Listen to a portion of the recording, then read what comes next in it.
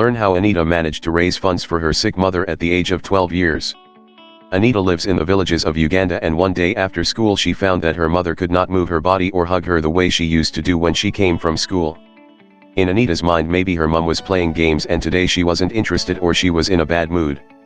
Little did poor Anita, in her dirty blue uniform, long hair dropping down her shoulders and her black pair of shoes with white socks protruding from her ankles, know that her mother was suffering from pneumonia. It was getting late and the red skies were turning dark. The sun was sinking and a little girl did not know what to do. Someone would say she could have called her neighbor and asked what was happening. Right, it's that simple. Well, she did that, but little Anita knew one fact in the back of her head. They were poor.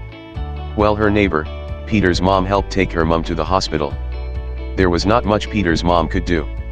Anita's mother was hospitalized after being diagnosed with pneumonia, and the doctor demanded a lot of money so that Anita's mother would be taken care of. The 12-year-old girl had previously had her friends talking about how Tom helped his father raise money for his business that was falling apart. At least there was a glimmer of hope, and she could not let this go without knowing how she would help her mom.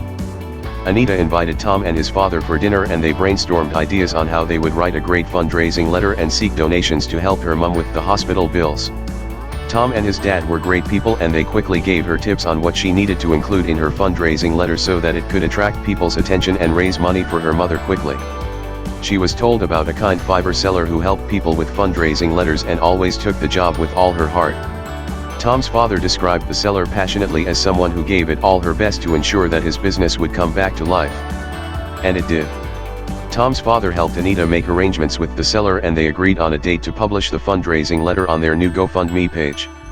Within a week, Anita had raised over $3,000. Well, her mom only wanted $1,500 to pay her hospital bill.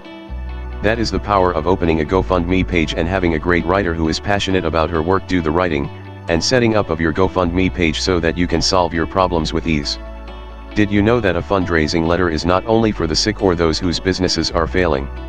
It is for everyone who has a project that he or she would deem important to the community. Therefore, next time you have an important project but no money, you know where to start.